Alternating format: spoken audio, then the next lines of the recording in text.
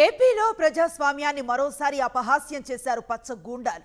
స్థానిక సంస్థలకు అక్కడక్కడ జరిగిన ఉప ఎన్నికల్లో టీడీపీ నాయకులు అన్ని రకాల అరాచకాలకు పాల్పడ్డారు. పోలీసులు మాత్రం చోద్యం చూస్తూ నిలుచున్నారు. టీడీపీ దౌర్జన్యకాండ కారణంగా ఎన్టీఆర్ జిల్లా తిరువూరు మున్సిపల్ చైర్మన్ ఎన్నికను మంగళవారానికి వాయిదా వేశారు. మరికొన్ని చోట్ల టీడీపీ దౌర్జన్యాలు బెదిరింపులకు విరవకుండా స్థానిక ప్రజాప్రతినిధులు వైఎస్ఆర్సీపీ జెండాపై సంపూర్ణ విశ్వాసాన్ని వ్యక్తం చేశారు. ఉప ఎన్నికలు జరిగిన తీరుపై ఓ లుక్కేద్దాం. గత 6 నెలలుగా స్థానిక సంస్థల ఉప ఎన్నికలు ఎక్కడ జరిగినా తెలుగుదేశం నాయకులు కార్యకర్తలు వీరంగం వేస్తున్నారు. గూండాలను వెంటేసుకుని వైఎస్ఆర్సీపీ ప్రతినిధులపై దాడులు చేయడం, బెదిరించడం, కిడ్నాపులు చేయడం సర్వసాధారణంగా మారింది. సోమవారం నాడు ఎన్టీఆర్ జిల్లా తిరువూరు మున్సిపల్ చైర్మన్ పదవికి ఉప ఎన్నిక జరగాల్సింది. ఇక్కడ 80% కౌన్సిలర్లు వైఎస్ఆర్సీపీ వారే. టీడీపీ అసలు గెలిచే అవకాశమే లేదు.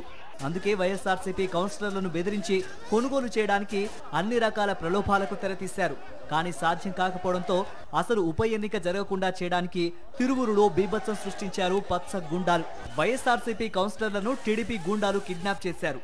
పట్టపగలు పోలీసుల కళ్ళెదుట కిడ్నాప్ జరుగుతూ ఉన్నా పట్టించుకోలేదు. టీడీపీ గూండాలు ఎంత అరాచకం చేస్తున్నా చోద్యం చూస్తూ నిల్చున్నారు. వైఎస్ఆర్సీపీ కౌన్సిలర్లపై దాడి చేస్తున్నా, వారిపై చెప్పులు విసిరినా కళ్ళు లేనట్లుగా నటించారు పోలీసులు.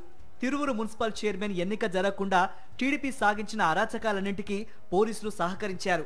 గెలిచే అవకాశం 10% కూడా లేకపోయినా దాడులు, దౌర్జన్యాలతో చైర్మన్ పీఠంపై కూర్చోవాలని కుట్రలు చేశారు. కానీ సాధ్యం కాకపోవడంతో చివరికి ఎన్నికను మంగళవారంకు వాయిదా వేయించారు. కర్నూలు జిల్లా ఆదోని మున్సిపల్ చైర్పర్సన్ పీఠాన్ని వైఎస్ఆర్సీపీ నిలబెట్టుకుంది. ఆదోని మున్సిపల్ చైర్పర్సన్ గా సిహెచ్ లోకేశ్వరి ఏకగ్రీవంగా ఎన్నికయ్యారు. ఈ ఎన్నికల్లో కూటమి నేతల కుట్రలు ఫలించలేదు.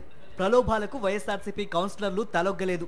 దీంతో సిహెచ్ లోకేశ్వరి ఏకగ్రీవంగా ఎన్నికైనట్లు సబ్ కలెక్టర్ మౌర్య భరద్వాజ్ ప్రకటించారు. మరోవైపు ఏలూరు జిల్లా ఎలమంచిలి ఎంపీపీ ఎన్నికల్లో వైఎస్ఆర్సీపీ విజయం సాధించింది. మండల పరిషత్ అధ్యక్షురాలిగా ఇనుకొండ ధనలక్ష్మి ఏకగ్రీవంగా ఎన్నికయ్యారు. మంత్రి రామానాయుడు ఇలాఖాలో నాటకీయ పరిణామాల మధ్య ఎంపీపీ స్థానాన్ని వైఎస్ఆర్సీపీ దక్కించుకుంది.